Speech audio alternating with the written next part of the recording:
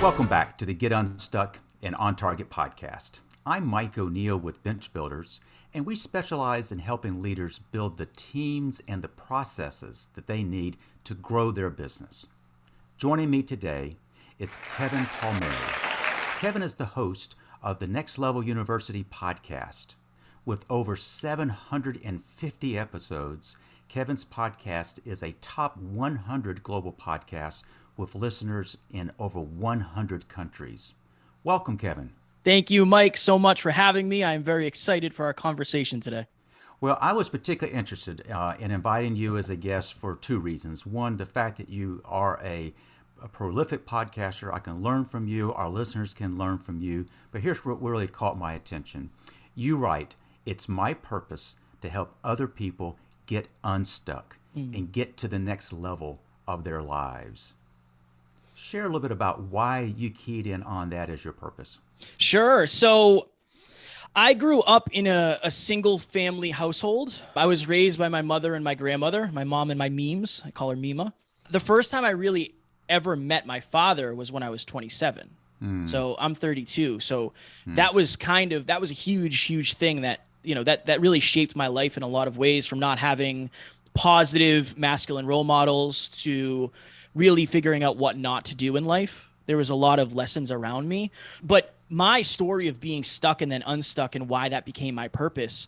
When I was 25, by all outside standards, I had what anybody could ever want. I had a 6-figure income without a college degree.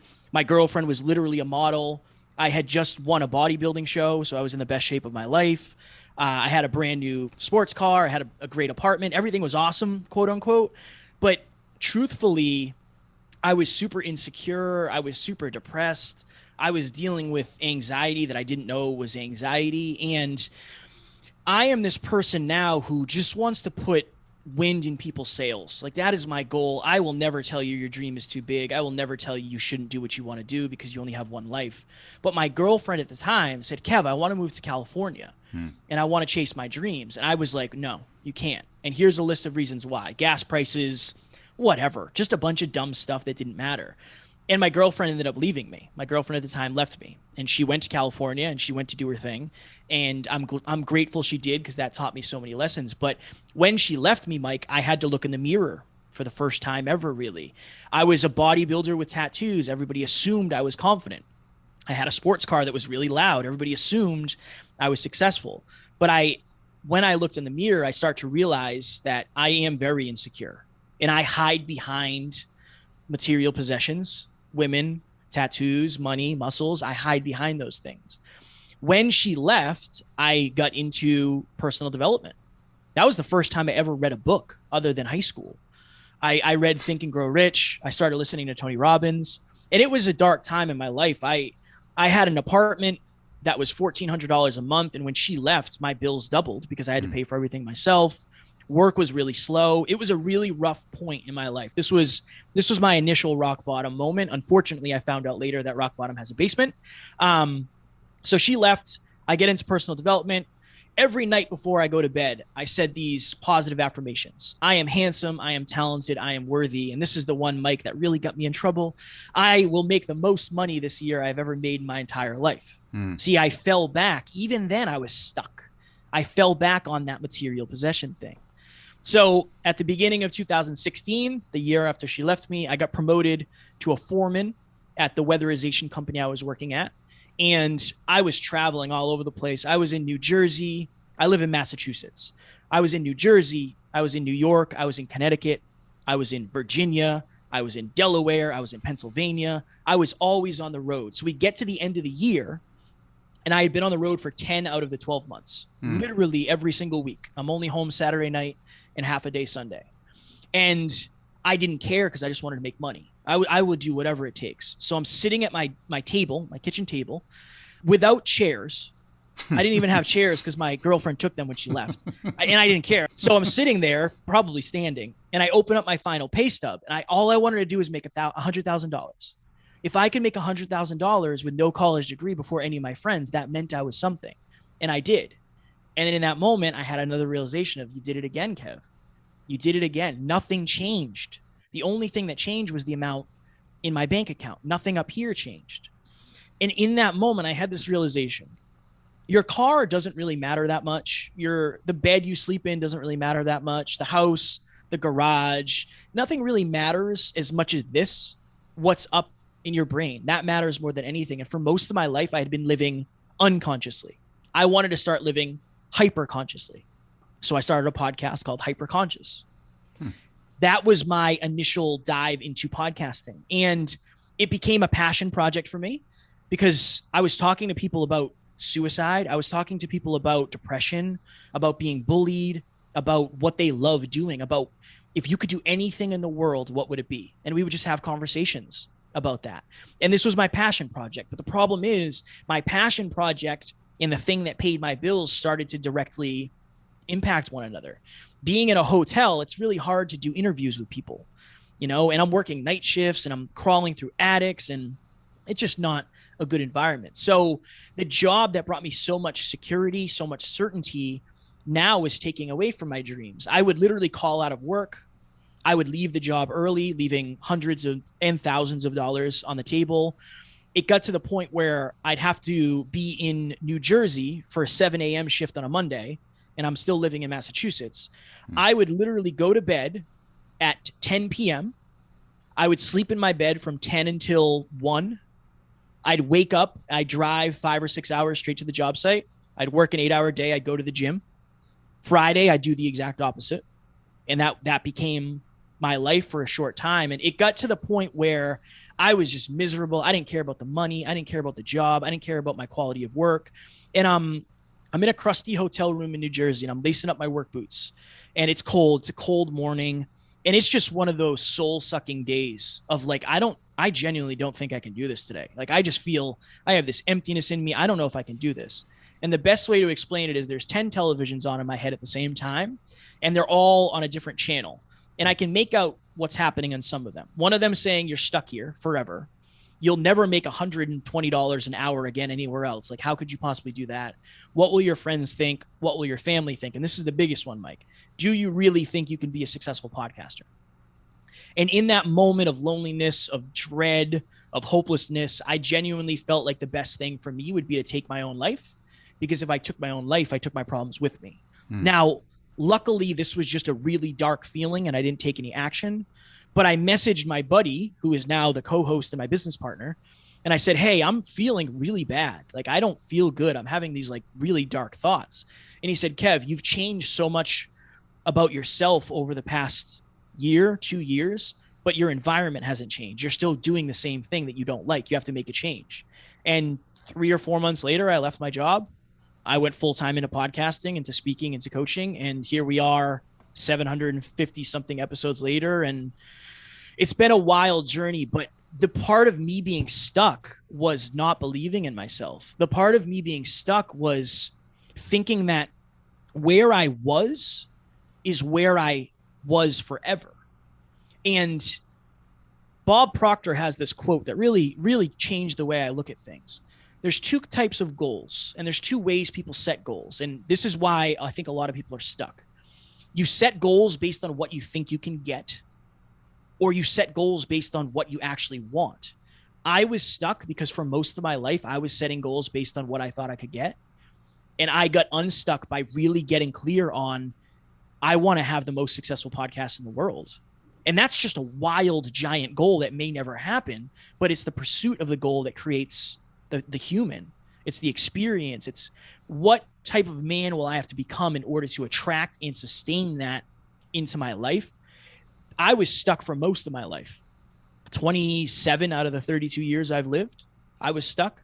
So it's not too late. It's never too late. There's always a way to do it. But I think a lot of it starts with self-awareness and understanding who you are as a human and how you got to where you are. I love this story. I want to follow up on that in a couple of ways. This podcast started as a result of talking to clients who are looking around confused. What in the world are we as a business going to do in response to COVID? Mm-hmm. And it was really scrambling. And as a result, the Get Unstuck, I thought would be speaking more about organizations that feel stuck. And what I'm finding more often is the guests like you who come on are willing to be vulnerable and share where they personally got stuck. Now, you've come almost full circle, if I understand correctly. You did not go to California to encourage your girlfriend to pursue her dreams, and now this is your vocation. You're encouraging others to dream and dream big. Tell me a little bit about that. How did that transition from a podcaster? How did you change your business model to allow you to pursue this passion? Yeah, it's interesting, Mike, because when I started the podcast, there was no business model, there was no monetization point, there was no sustainability at all. It was just, I want to have conversations with people about cool stuff like Joe Rogan does. The business model started to shift when Alan's my co-host, we were in Florida. One of our mentors invited us down there. He said, "Hey, I want you guys to come live with me for a month. We're going to shoot some online courses." It was literally called the Launch House. It was just like, there was a whiteboard in every room. It was awesome. It was amazing. And we were down there and I was just lonely. I was broke. And I was talking to Alan and I said like, "Hey, we have to start making some money here. Like we have a business." Now, luckily for me, Alan has an MBA. He's got a degree in electrical and computer engineering. He's a genius. So I'm blessed that I have that person on my side because I wouldn't be here if I didn't, full disclosure. I said, "How did you make money when you started as an entrepreneur?" Because he had started the journey earlier. And he said, "Kev, I've just done one-on-one coaching." He said, "I started with fitness because that's something I feel like I've really gotten to the point of almost mastering." And he said, "Then I just leaned into peak performance lifestyle design." And I was like, "Interesting." And I said, like, "What? I don't have any credentials though. Like, how do I do that?" And he said, "You've studied it more than other people have. Like, those are your credentials. You don't have to be," and this is a good lesson for anybody out there, "you don't have to be at the end of the rainbow. You just have to be 2 steps, 3 steps, 4 steps ahead of whoever you're coaching." I think that's a very important distinction that really, really helped me. So I said, "Okay, what do I do?" And he said, "You just find somebody and start coaching them." And I was like, "All right, cool. Let me see what I can do." So I had already really been building relationships in the podcast community for people who are sharing our content and reaching out to us. So I reached out to a young lady and I said, "Hey, I'm starting to coach people. I want to coach you for free as kind of my test to see how good I am. Are you interested?" She said, "Absolutely. Like, let's do it." I think I coached her for a month or two. And then I said, one day I said, "Hey, I can't do this for free anymore. I have to start charging." And I was charging like $50 a week to start. Then I ended up getting, 4 or 5 clients. Then it went to 100 and, it kept going, which was amazing. But I had this realization, Mike, that I don't want to do mindset coaching. I want to build like a podcast business. So the business model has changed so much in the 4.5 years from not being a business to being an LLC to actually becoming profitable to then really finding our niche and finding our thing and then building the systems out. We have a 12-person team. So I'm very blessed that I have somebody who, does all the audio editing, all the video editing, gets us on shows. We're very blessed in that regard. But that took 4.5 years of us screwing up and trying to figure out where's the momentum and how do we keep it. But that's how our business has shifted over the last 4.5 years. And now we're on track. I told you in the pre-call to be a multi-6-figure. We're a multi-6-figure now through the podcast as the top of our marketing channel, really. We probably won't be spending a lot of time talking about the business model of podcast hosting, but I understand a lot of our listeners are entrepreneurs, or they are in a traditional corporate role and they have this entrepreneurial bent. And so one thing that I was interested in pursuing in our conversation is, how did you pursue entrepreneurial interest and basically turn your life radically in a new direction? Yeah. Can we go back to your story a little bit? And that is when you came to the realization that Rock Bottom has a basement, and that led you on the path that you are currently on. Limiting beliefs is kind of the topic that I guess you and I discuss. What is it about limiting beliefs that has such power over us? I think the biggest thing is they're normal and you don't even know they're limiting. So it's almost like when an elephant looks in its own reflection, it doesn't realize that it's an elephant. It just is what it is. It doesn't realize that it's bigger than everything else. It doesn't realize that it's this massive creature. I think the problem with our limiting beliefs is we forget to put the word limiting in front of them. and we just consider them our beliefs. I think most humans, I won't say all humans, but most human beings are afraid of rejection. We're afraid of failure. They're literally, those are the two ways to success. That failure is the way to success. It's just, do you fail productively? Do you fail forward? So I think that when your normal becomes normal, you start to attract that into your life. One of the stories I use, I had a client, and growing up, she was told that she would never be successful. She was told she wasn't smart enough. She was told not to chase her dreams, which lowered her self-worth. She started attracting abusive people into her life because her self-worth was low, and she never believed that she deserved anything better. So she kept accepting what was. That limiting belief created all the results in her life, and those results in her life reinforce the limiting belief, and it becomes this cycle. So this is what I always say. I call this the confidence conundrum. And it's the belief conundrum, it's the limiting belief conundrum, it's kind of all the same thing. At the beginning of any journey, we all have one thing in common: uncertainty of results. You and I had no idea how this was going to go today. It could go great, could go terribly wrong. Our goal is to make it go great. So we have uncertainty of results. If you have limiting beliefs, your uncertainty of results create lack of action. Your lack of action creates lack of results, which then ties in the belief that you had in the first place. And then that's just a rinse and rinse and rinse and rinse and repeat.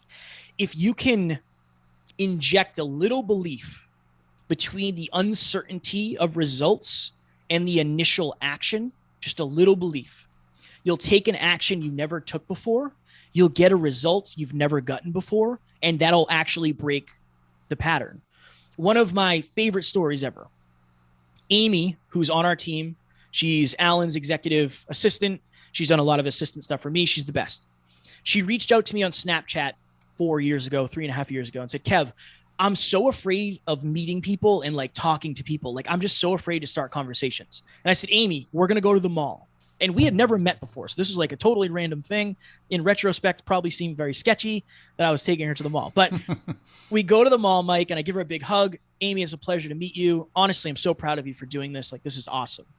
And we go into the mall. We go get a coffee at Starbucks. We go into the store. And I said, Amy, all I want you to do is go talk to that person about that beanbag chair.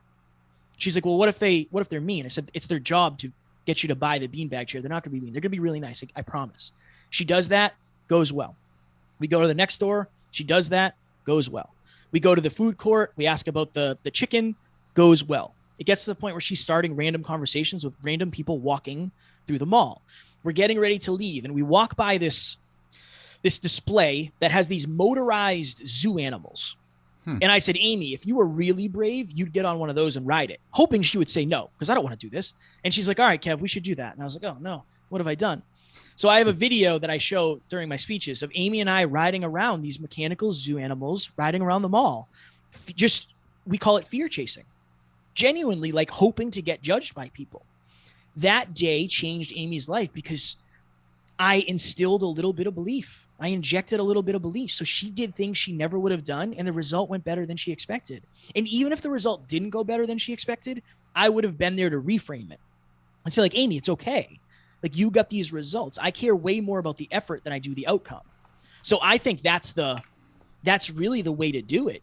You have to understand that your limiting beliefs are creating your limited reality, and your limited reality is re-attracting things that are in alignment with your limiting beliefs.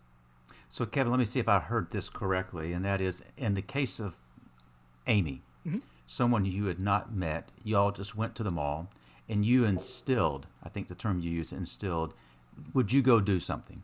Now, you characterize this as, and this was something that we now know that she would have feared doing, but you instilled it, and she did it.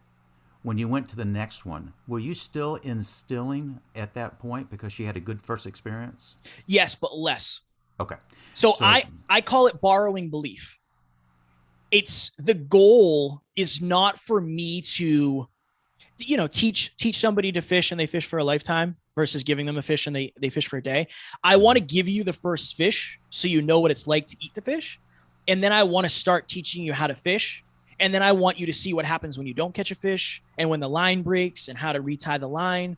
So I wanted the first thing to be me taking over completely and just saying, this is what we're going to do. And then I wanted her to borrow belief less and less and less and less and less as we go. And that's what happened to me. Alan has more belief than anybody I've ever met in my entire life. I've been able to borrow his belief to the point where it took me 150 episodes podcasting to feel comfortable. Like 150. Most people only make it to 20. So if I stopped then, I would never be comfortable. So I borrowed his belief for long enough until I could start to cultivate it myself. By the way, this is episode number 59 for me. So I've got another 100 episodes before I had that same degree of confidence. But what I would say to you, what's made this podcast work are guests like you, Kevin. Thank you. And that is what I heard you say is that you kind of just took over and she started. And then you would begin to wean yourself. But when she encountered, we'll use Amy as an example, when she would encounter issues, you would help her reframe back to these limiting beliefs. Does this kind of describe the coaching practice that you have developed? Does that describe kind of part of the methodology that you all use with your clients? Yeah. All a coach is somebody who has a higher level of awareness who's already done what you want to do. Really. So what I always tell people is I don't care. It's not that I don't care about your limiting beliefs, but I don't care because I don't have them. So I can actually see the real picture that you can't necessarily. If you have a limiting belief, it's skewed. For me, I just see what you are. I don't see your past until you tell me. I don't know your traumas until you teach me them. For me, it's just I see what is and I see what's possible and I try to connect the two. And that's really the name of the game. That's really the name of the game. Now, some people require a different level of support. I mean, genuinely. But it's always that of like, okay, Amy wanted to go back to school. But her whole life, she thought she wasn't smart enough. She went back and got a 4.0. Like she got, so it was just that reframe of instead of completely holding her hand, it was, Amy, do you remember the time at the mall when you didn't think you could do this? You're smarter than you think. You're more capable than you think. Like you can do this. Then she went and did it. So it's just smaller every time. But yeah, it really is just, it's redirecting from a higher level of awareness. It's just redirecting, and then finding the root cause of why that limiting belief is holding them back in the first place. In your experience, finding the root cause, that's where the real art comes in. Finding the root cause, is that just by hearing the story about what's going on? How do you help them find that root cause? Yeah, it's exploration. And I think it's more often than not, it's looking back into the past for trends. It really, one of the best exercises, I don't know if you've heard of it or not, Mike, but it's the 7 whys. So you ask somebody a question. Okay, why are you afraid of rejection? Or what is your biggest fear? Rejection. Okay. Why? Because when I was in high school, I got rejected by a girl and I was embarrassed. Why? Because it made me feel like I wasn't good enough. Why? Because she dated all the jocks that were way bigger than me and way taller than me and I'm short. Okay, why does that bother you? Because I don't feel like I can be a real man if I'm short. And I'm 5'6", so this is my story. And then you'd go a couple whys deeper, and it might get to the point where the root cause is I grew up without a father and I've always wanted to be this super masculine person. And anytime I'm getting rejected, I don't feel masculine. I don't feel strong. I don't feel worthy. And like that root cause, that one realization has probably created 80% of your experiences. And if you can shift that one thing, then everything else connected to it shifts. So it's exploration. It's searching through the past. It's searching for trends. And oftentimes it's answering the questions that you don't want to answer. Honestly, it's very uncomfortable. Raising your level of self-awareness is painful. Genuinely. It's not easy. It sucks a lot of the time, but you also are able to have an entirely different life. It's not supposed to be easy. I wish it was, but it is definitely worth it for sure. Kevin, I've heard the expression, if you own a business, if you're in sales, if you're managing a business or managing people, that you have to be willing to eat your own dog food. And you use the term self-awareness. Kevin, what do you do personally to maintain a sense of self-awareness? That's a great question, Mike. I ask the people around me. I always want feedback of where I am doing well and where I'm not. I'll listen to this podcast after it launches. I'll re-listen to see like, I could have told that story better. I try to rewatch all my speeches. I ask the team for feedback. I ask Alan for feedback. I try to ask my fiance for feedback.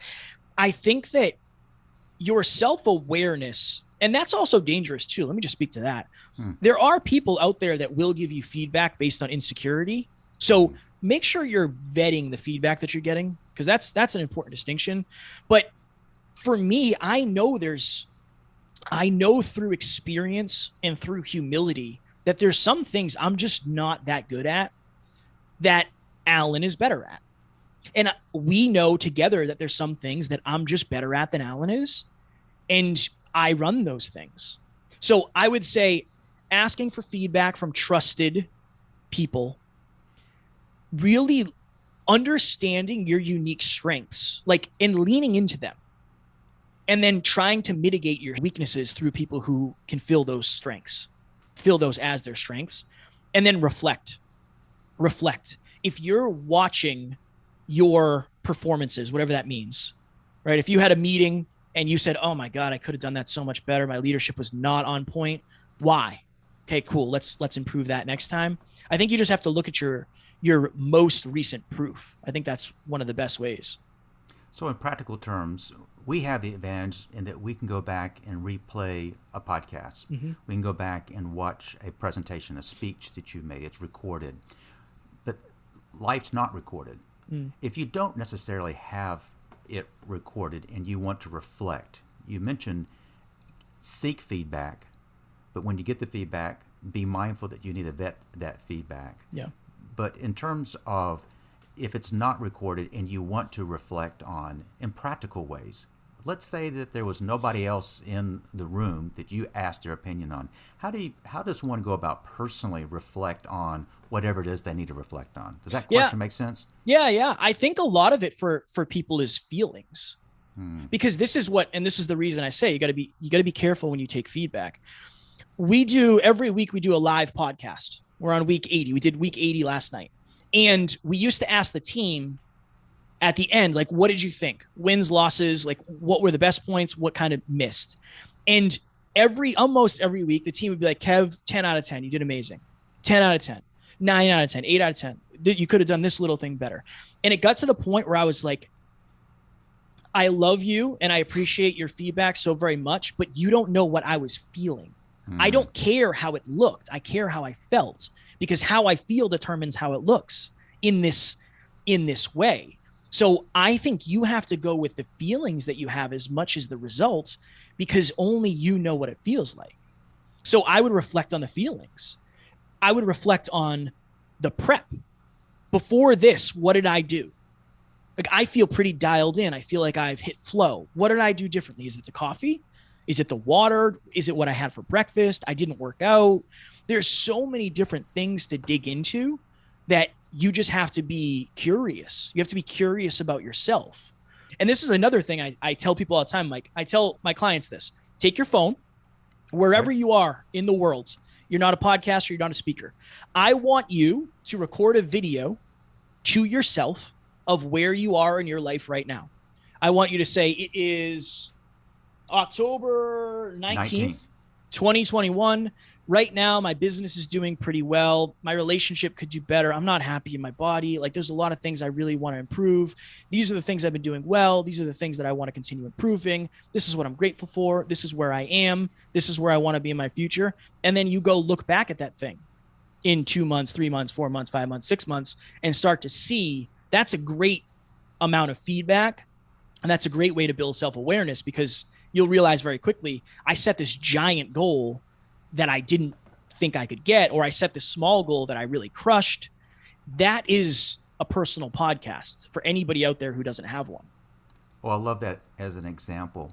I want to go back to something you mentioned a moment ago, and that is we were talking about limiting beliefs. And maybe I'm looking at this simplistically, but if limiting beliefs is a thinking process, you said that you find that you really are relying on feeling. which sometimes can be very much at odds, thinking and feeling. Mm-hmm. Can you speak to that? Yeah, I think there's two kinds of people. So Alan and I co-created this thing called the PMES system: physical, mental, emotional, and spiritual. Mm-hmm. So everybody has a code. So for me, I'm EPMS. I'm emotional first. I am emotional. I am an emotional thinker. I'm not super analytical. I'm not numbers driven. I'm feelings driven. Alan is M first. So this is what happens. I have to oftentimes feel my way into taking action. Alan thinks his way into taking action. And I think that's an important distinction. If you're out there and you don't feel like doing something, think of the way you'll feel after you do it.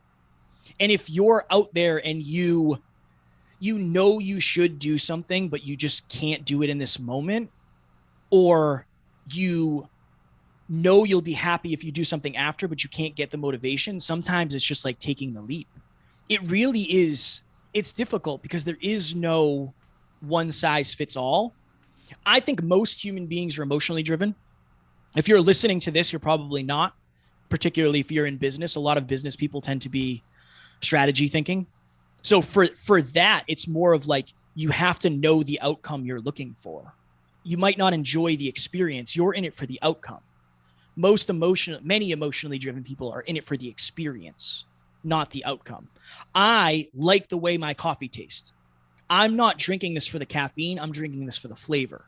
There's some people out there who drink their coffee black because they only care about the caffeine. Their strategy, I'm emotion. I want it to taste good. I don't care if there's any caffeine in it at all. So I hope that sheds a little light on the difference between the two. It's a perfect illustration. By the way, I typically drink my coffee black because I want the caffeine. So right? Makes sense. Yes, it does. You know, Kevin, as you kind of reflect on this conversation, which I hope is just kind of a continuation of kind of what you now do and your team does.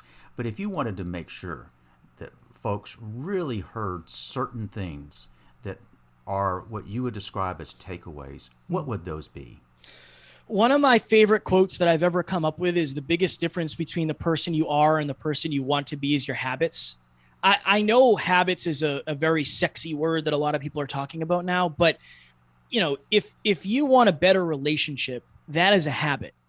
If you want more money, that's a habit, whether it's prospecting or selling, delivering, whatever it is. If you want a better body, that's a habit. We all already have habits. Genuinely, we all have habits. It's just whether those habits are serving us or not.